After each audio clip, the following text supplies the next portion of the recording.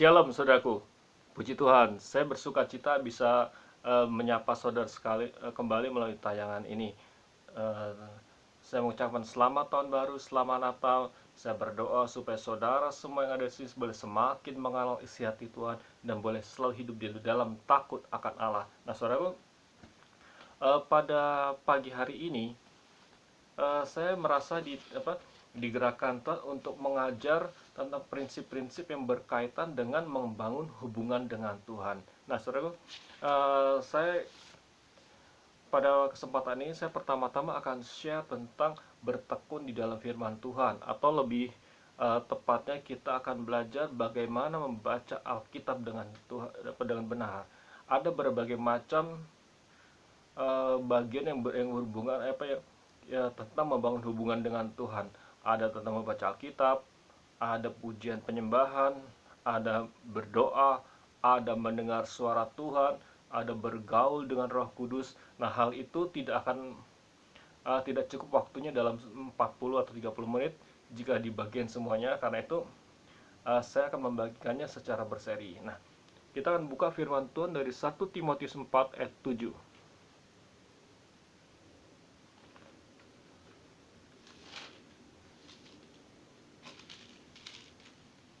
Nah, firman Tuhan berkata, tetapi jauhilah tahyul dan dongeng-dongeng nenek tua. Latihlah dirimu beribadah. Ayat 8. Latihan badani terbatas gunanya, tetapi latihan ibadah itu berguna dalam segala hal karena mengandung janji, baik untuk hidup ini maupun untuk hidup yang akan datang. Nah, saudara, membangun hubungan dengan Tuhan itu merupakan suatu latihan ibadah. Allah menghendaki Anda dan saya, kita semua melatih diri kita untuk beribadah kepada Tuhan. Alkitab sudah katakan, coba saya bacakan lagi di sini. Latihan badani terbatas gunanya, tetapi ibadah berguna dalam segala hal karena mengandung janji, baik untuk hidup ini maupun untuk hidup yang akan datang. Jadi, saudara, olahraga ada gunanya nggak? Ada gunanya, tapi Alkitab berkata terbatas gunanya. Alkitab berkata, firman Tuhan berkata, latihan ibadah itu berguna dalam segala hal. Apa sih sebenarnya dimaksud latihan ibadah? Saya coba lihat dari terjemahan lainnya ya. Saya dapat penjelasan yang disebut latihan ibadah adalah yaitu kita menjaga hidup kita, kehidupan rohani kita supaya tetap sehat. Saudaraku, membangun atau melakukan latihan ibadah itu sangat penting, yaitu supaya rohani kita sehat. Dan kalau rohani kita sehat, maka kita bisa meraih apa yang sudah Tuhan janjikan. Kita bisa mendengar suara Tuhan, kita bisa mengenal isi hati Tuhan. Nah, ibadah itu, saudaraku, itu dibagi dua. Kalau saya belajar di Alkitab ya, yang pertama ibadah pribadi, yang kedua ibadah secara bersama atau corporate. Nah, yang disebut ibadah pribadi itu berarti kita membangun hubungan dengan Tuhan. Tetapi, saudaraku, Tuhan juga mau kita ibadah secara corporate. Nah, dalam ibadah corporate ini atau ibadah bersama, kita mendengar pesan Tuhan dari orang lain. Mungkin saudara berkata, Pak, bukankah kita sudah memiliki Roh Kudus? Amin, puji Tuhan. Saya percaya kalau saudara sudah menerima Yesus di dalam hatimu, di dalam saudara ada Roh Kudus. Tetapi kita juga perlu belajar mendengar pesan Tuhan dari orang lain. Tuhan mau kita belajar rendah hati mendengarkan orang lain. Nah, salah satu bagian dari ibadah pribadi adalah membaca dan merenungkan firman Tuhan. Kita lihat dari 1 Timotius 4 ayat 13, ayat di bawahnya. Sementara itu, sampai aku datang, bertekunlah dalam membaca kitab-kitab suci, dalam membangun, dan dalam mengajar. Nah, saudaraku, Rasul Paulus berkata kepada Timotius supaya dia bertekun di dalam membaca kitab-kitab suci. Nah, saudaraku, saya mau sampaikan, saudaraku, kalau saat ini di tangan saudara ada Alkitab, itu adalah anugerah yang luar biasa. Mengapa saya katakan anugerah yang luar biasa? Di masa lalu, pada masa-masa gereja mula-mula, pada abad awal, pada abad-abad pertama, saudaraku, itu Alkitab tidak seperti yang ada di tangan kita sekarang. Tidak semua orang bisa punya Alkitab, apalagi ketika itu teknologi percetakan belum secanggih seperti sekarang ini. Sekarang lebih canggih lagi, saudaraku. Alkitab bisa saudara lihat di HP saudara. Karena itu saya mau sampaikan kepada saudaraku, ini anugerah Tuhan yang luar biasa. Baca Alkitabmu setiap hari. Saudara akan mengalami terobosan yang luar biasa, saudara. Nah, saudaraku, pada masa itu tidak, tadi saya katakan tidak semua punya Alkitab. Nah, bagaimana orang pada masa lalu tahu Alkitab, tahu kebenaran firman Tuhan? Nah, mereka punya kebiasaan ada pertemuan-pertemuan ibadah, itu Alkitab dibacakan, saudaraku. Mereka ketika itu sangat antusias sekali. Nah, untuk saudara yang sudah hidup pada zaman modern ini, hargai anugerah ini, saudaraku. Baca Alkitabmu setiap hari. Karena kita memiliki masa yang lebih baik dari pada abad-abad pertama, saudaraku. Nah, sekarang kenapa sih kita perlu membaca dan merenungkan Alkitab? Mari kita, saudaraku, kita buka firman Tuhan di 2 Timotius 3 ayat 16. 2 Timotius 3 ayat 16. Saya bacakan. Segala tulisan yang diilhamkan Allah memang bermanfaat untuk mengajar, untuk memperbaiki kesalahan, untuk memperbaiki kelakuan, dan untuk mendidik orang dalam kebenaran. Amin. Puji Tuhan, saudaraku. Jadi, menurut bacaan ini, saudaraku, ada 4 manfaat buat kita kalau kita mau membaca dan merenungkan firman Tuhan, saudaraku. Nah, yang pertama adalah mengajar. Saudaraku, saya mau sampaikan, ketika saudara membaca dan merenungkan firman Tuhan, saudara akan dapat hikmat Tuhan untuk mengajar. Sekali lagi, kalau saudara membaca dan merenungkan firman Tuhan, saudara akan dapat hikmat Tuhan untuk mengajar. Saudara akan lihat bagaimana anugerah Tuhan luar biasa. Nah, yang kedua, Alkitab menyatakan salah satu manfaatnya adalah menyatakan kesalahan. Nah, saudaraku, setiap kita pernah buat salah, dan ada kalanya, ini yang sering kali terjadi, kita nggak ngerti bahwa apa yang kita lakukan salah. Nah, saudaraku, untuk meminimalisir kesalahan dalam hidup kita harus baca Alkitab. Ketika saudara baca Alkitab setiap hari dengan benar, saudara akan lihat bagaimana kehidupan saudara akan makin diperbaharui. Tuhan akan menyatakan apa yang salah di dalam hidup saudara. Saudaraku, sekali lagi, Tuhan akan menyatakan apa yang salah di dalam hidup saudara.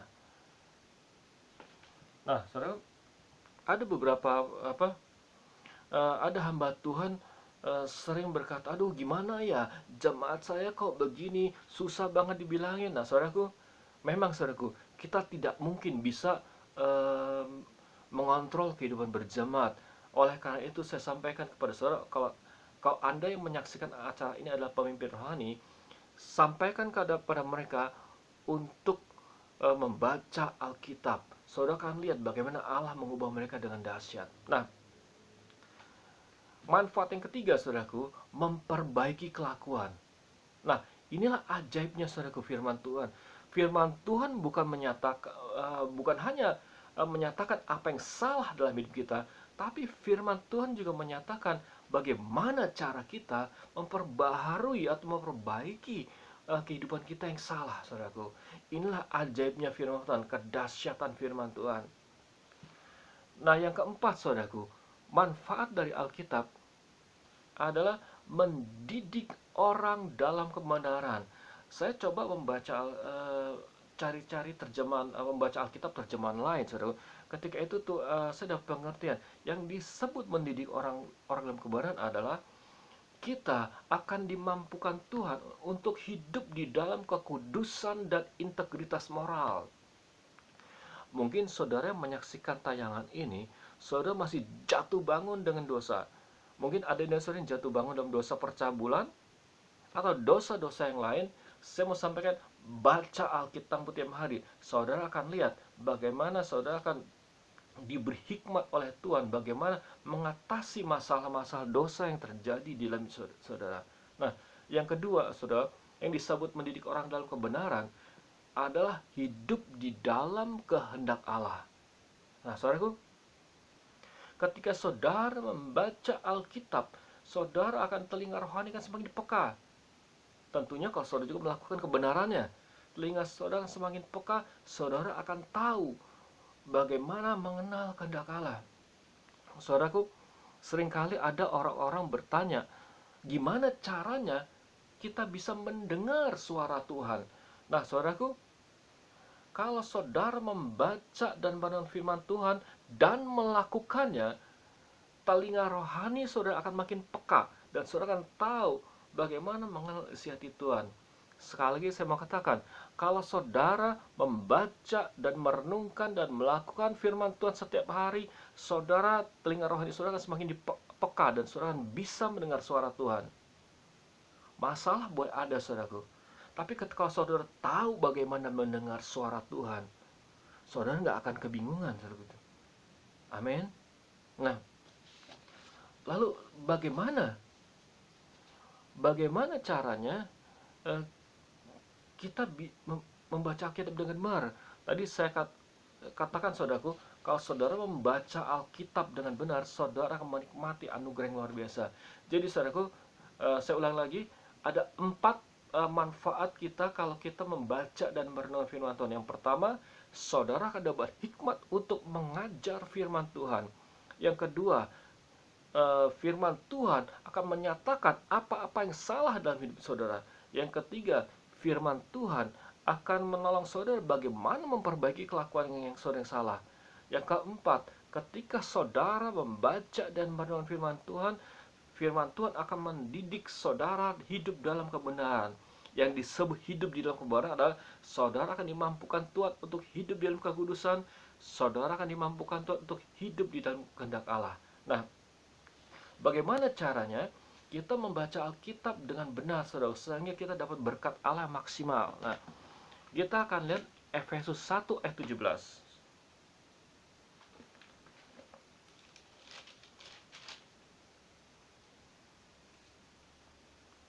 Alkitab berkata, dan meminta kepada Allah Tuhan kita, Yesus Kristus, yaitu Bapa yang mulia, itu supaya ia memberikan kepadamu roh hikmat dan wahyu untuk mengenal dia dengan benar. Nah, saudaraku, yang pertama, ketika saudara membaca Alkitab, biasakan berdoa meminta roh hikmat dan wahyu. Saya mau cerita tentang gimana saya baca Alkitab, saudara. Saya kalau biasanya saya melalui banyak pujian penyembahan, lalu saya berdoa dalam bahasa roh, membangun roh saya. Selanjutnya saya berdoa untuk keluarga, untuk pelayanan yang saya pimpin. Nah, setelah itu saya membaca Alkitab. Nah, sebelum baca Alkitab, saudaraku, saya selalu berdoa seperti ini. Saya katakan, Bapa, aku tidak bisa memahami firman-Mu tanpa roh-Mu. Aku mohon dalam nama Yesus, karuniakanlah kepadaku roh hikmat, wahyu, dan pengertian. Nah, saudaraku, semenjak saya berdoa seperti itu, saya melihat bagaimana anugerah Tuhan itu luar biasa. Hikmat dan wahyu dialirkan begitu kuat, saudaraku. Ketika saya membaca Alkitab, saya menikmati membaca Alkitab itu benar-benar serasa hidup. Ada banyak kebenaran-kebenaran yang Tuhan singkapkan. Nah, jadi yang pertama, ketika saudara membaca Alkitab, minta roh hikmat dan wahyu.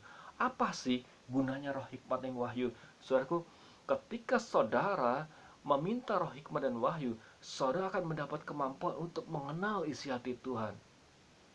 Saudaraku, pernah ada orang bersaksi, dia membaca Alkitab 5 kali, 5 pasal setiap hari, tapi berzinah jalan terus. Kenapa, saudaraku? Ketika dia membaca Alkitab, dia hanya ketemu pengetahuan, dia nggak ketemu dengan Tuhan. Saudaraku, kalau saudara membaca dalam roh hikmat dan wahyu, saudara akan memiliki kemampuan untuk mengenal isi hati Allah. Nah, saudaraku, coba saudara perhatikan kitab Matius pada pasal-pasal terakhir, saudaraku. dalam kitab Injil, maksud saya dalam kitab Matius, Markus, Lukas, Yohanes. Mari coba kita perhatikan. Kenapa Yesus dibiarkan iblis disalib? Atau kenapa iblis membiarkan Yesus disalibkan? Bukankah melalui salib, melalui pengorbanan Kristus, kuasa setan dihancurkan? Ketika saya merenungkan ini, saya coba merenungkan ini. Tuhan kasih hikmat begini. Bukankah iblis tahu Alkitab? Iblis pernah membaca kitab Yesaya. Tapi kenapa iblis membiarkan Yesus disalibkan? Nah, saudaraku, ketika sini saya dapat hikmat begini. Iblis atau siapapun bisa membaca Alkitab dan dapat pengetahuan secara harfiah. Tetapi untuk mengenal isi hati Tuhan, saudara hanya bisa melalui Roh Kudus, yaitu roh hikmat dan wahyu. Jadi saudara, biasakanlah ketika membaca Alkitab, minta roh hikmat dan wahyu. Nah, jadi yang pertama, sebelum membaca Alkitab, berdoa minta roh hikmat dan wahyu. Yang kedua, saudara, kita lihat dari Yakobus 1 ayat 21.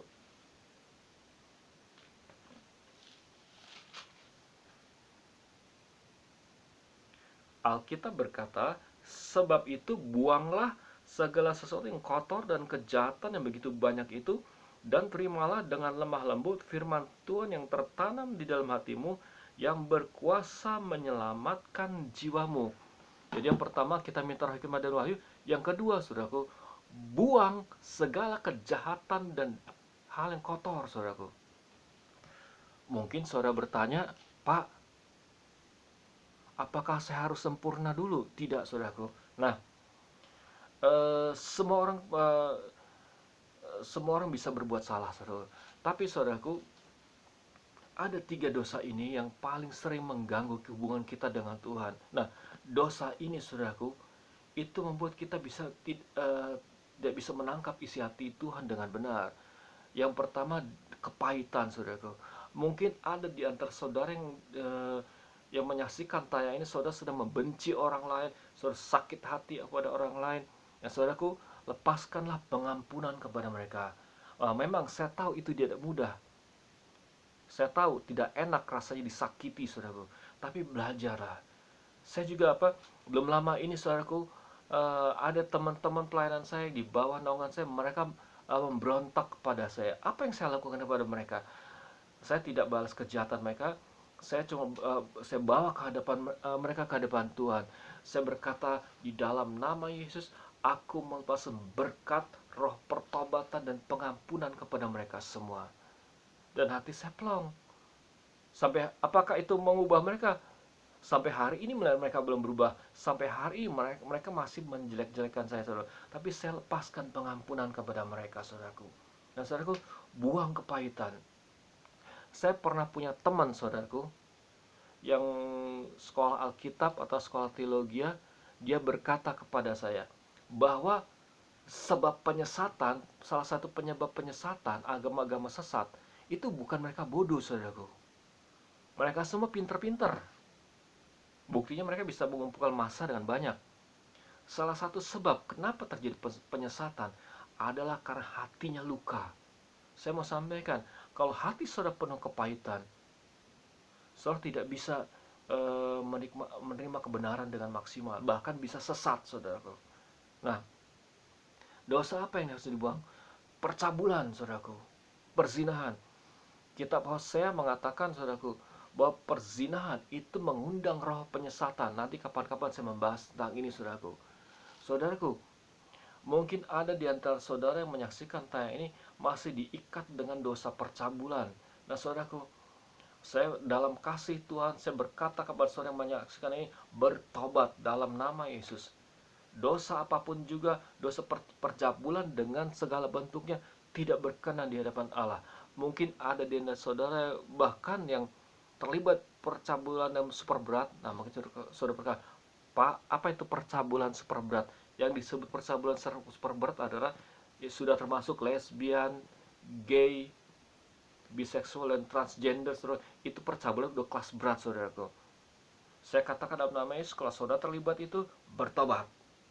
Sebab kalau saudara hidup dalam percabulan, saudara tidak akan bisa menerima wahyu dari Tuhan, saudara. Nah, dosa apa lagi harus dibuang? Dosa pemberontakan. Mungkin ada di antara saudara menyaksikan tayangan ini, saudara saat ini sedang atau pernah memberontak kepada pemimpin rohani saudara. Dalam nama Yesus saya katakan bertobat. Kalau saudara hidup di dalam dosa pemberontakan, saudara tidak bisa menerima wahyu dari Tuhan. Mungkin saudara baca Alkitab, saya katakan saudara cuma akan ketemu pengetahuan dan itu tidak mengubah hidup saudara. Jadi saudaraku, ada 3 dosa yang harus kita buang. Pertama, kepahitan. Kedua, buang dosa perjabulan, dosa pemberontakan. Jadi saudaraku, yang pertama, kalau saudara membaca Alkitab, menerima manfaat yang luar biasa, minta roh hikmah dan wahyu. Yang kedua, buang dosa, terutama dosa kepahitan, percabulan, dan pemberontakan. Nah, yang ketiga saudaraku, kita lihat Alkitab membaca dengan teliti. Yakobus 1 ayat 25.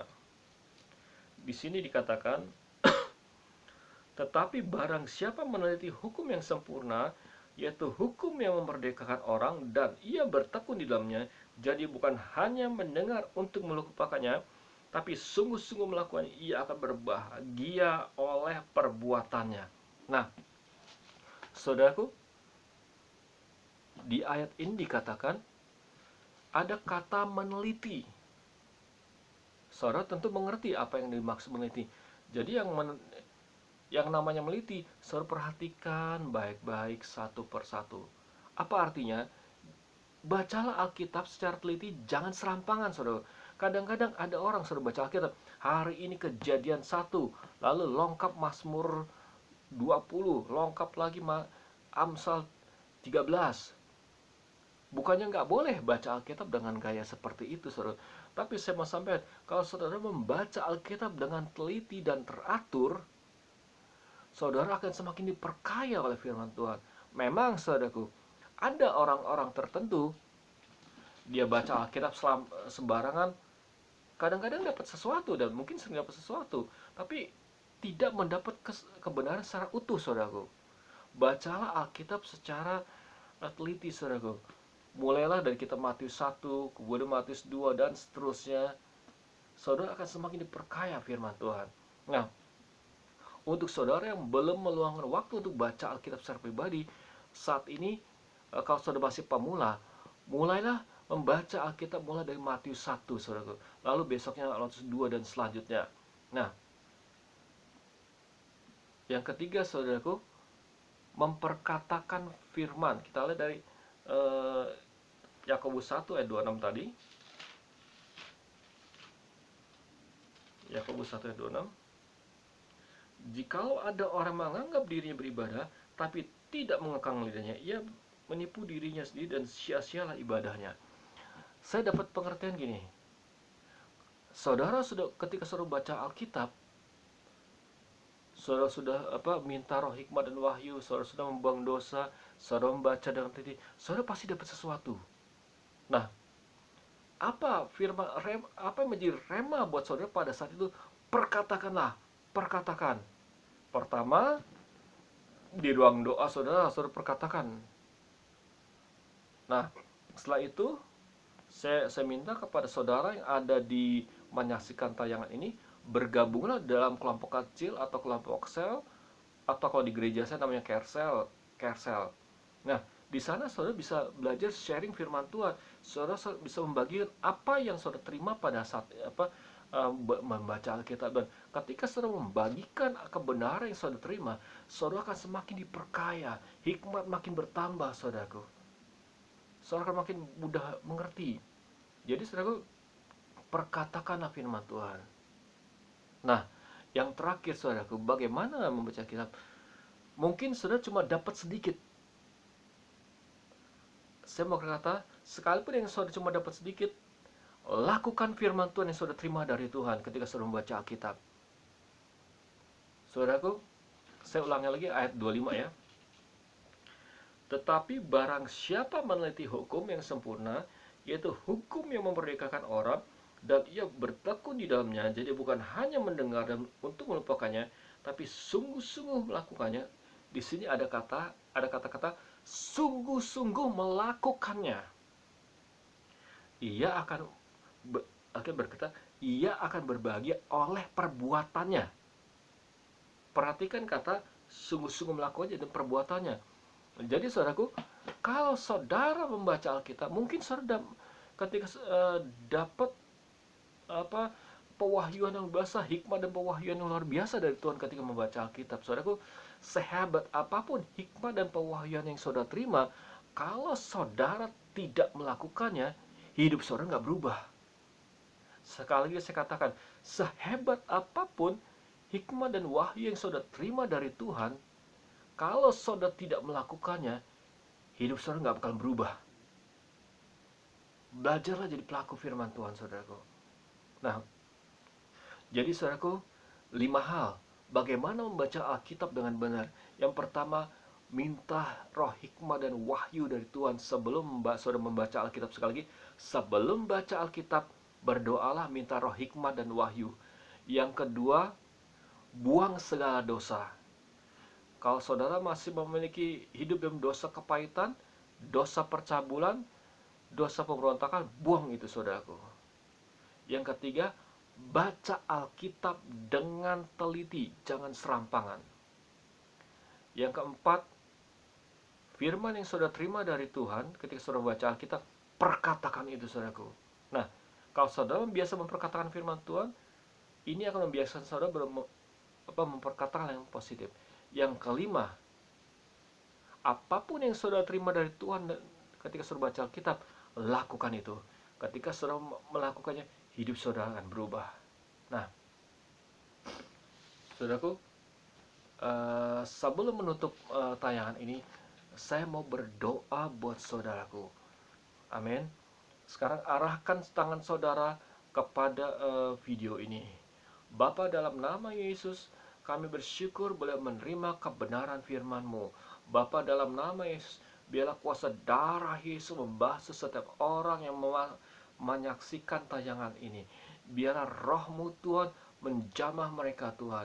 Aku minta dalam nama Yesus, mereka karuniakan kepada mereka semua roh pengenalan akan Allah. Biar mereka boleh semakin mengenal isi hati-Mu. Dan karuniakan juga kepada mereka semua, Tuhan, hati yang takut akan Allah. Biar mereka selalu hidup dalam kekudusan dan kehendak Allah. Saudaraku, saya mau berdoa buat saudara. Saya mau berdoa untuk kesembuhan. Allah telah memanggil saya untuk bergerak di dalam pelayanan kesembuhan. Oleh sebab itu saya mau mendoakan saudara semua. Nah, sebelum saya berdoa buat saudara, saya mau katakan kepada saudaraku, saya tidak bisa menyembuhkan saudara. Sekali lagi, saya tidak bisa menyembuhkan saudaraku. Yang bisa menyembuhkan saudara adalah Tuhan Yesus Kristus. Sebab Tuhan Yesus adalah Tuhan di atas segala Tuhan. Tuhan Yesus adalah Raja di atas segala Raja. Saudaraku, jangan pandang saya, tapi pandanglah kepada Tuhan Yesus. Oleh bilur-bilurnya dan oleh kuasa Roh Kudus, saudara pasti disembuhkan. Amin. Saya tidak bisa menyembuhkan saudara, tetapi Yesus bisa menyembuhkan segala sakit saudara. Amin. Baik, arahkan tangan saudara kepada saya ke video ini. Bapa, aku berdoa buat umat-Mu yang saat ini mengalami sakit penyakit. Aku berdoa, biarlah kuasa darah Yesus membasuh mereka. Biar roh-Mu menjamah mereka dari ujung kepala sampai ujung kaki. Di dalam nama Tuhan Yesus, aku berkata kepada setiap pekerjaan setan dan kuasa kegelapan yang ingin membuat umat Tuhan sakit, aku perintahkan pergi di dalam nama Yesus. Dalam nama Yesus, aku berkata kepada bagian tubuh yang sakit, saudara bisa letakkan tangan saudara di bagian tubuh yang sakit. Dalam nama Yesus, kepada bagian tubuh yang sakit, di dalam nama Tuhan Yesus, aku perintahkan untuk menjadi sembuh di dalam nama Tuhan Yesus. Saudaraku, Tuhan menggerakkan hati saya berdoa untuk masalah tangan. Kalau ada di antara saudara yang tangan saudara sakit atau cacat karena kecelakaan atau karena sakit penyakit apapun, letakkan tangan saudara di bagian tangan saudara yang sakit. Atau mungkin ada di antara saudara yang memiliki tangan yang panjang sebelah. Saya berdoa buat saudara. Bapa, dalam nama Yesus aku minta biarlah kuasa darah Yesus membasuh tangan yang sakit Tuhan, yang sakit karena kecelakaan atau sakit penyakit. Biar rohmu menjamah Tuhan. Di dalam nama Tuhan Yesus, aku berkata kepada tangan-tangan yang sakit, dalam nama Yesus, jadilah sembuh dan bebas sakit penyakit. Kepada tangan-tangan yang panjang sebelah, dalam nama Yesus, aku katakan dalam nama Yesus, tangan kanan dan tangan kiri menjadi sama dalam nama Tuhan Yesus. Dalam nama Yesus. Kepada tangan yang cacat tidak bisa bergerak, dalam nama Yesus aku katakan jadilah sembuh dan bebas dari sakit penyakit. Kepada tulang yang patah atau mengalami dislokasi, dalam nama Yesus aku katakan, dalam nama Yesus aku perintahkan jadilah sembuh dan menjadi normal kembali. Saudara, Tuhan menggerakkan saya berdoa untuk saudara yang mengalami masalah dengan jantung. Nah, letakkan tangan saudara di bagian di bagian tubuh saudara yang sakit. Dalam nama Tuhan Bapa, aku berdoa buat mereka yang punya masalah dengan jantung, bila kuasa darah Yesus membasuh mereka semua. Biar rohmu Tuhan menjamah Tuhan dalam nama Yesus. Rohmu menjamah jantung yang sakit Tuhan.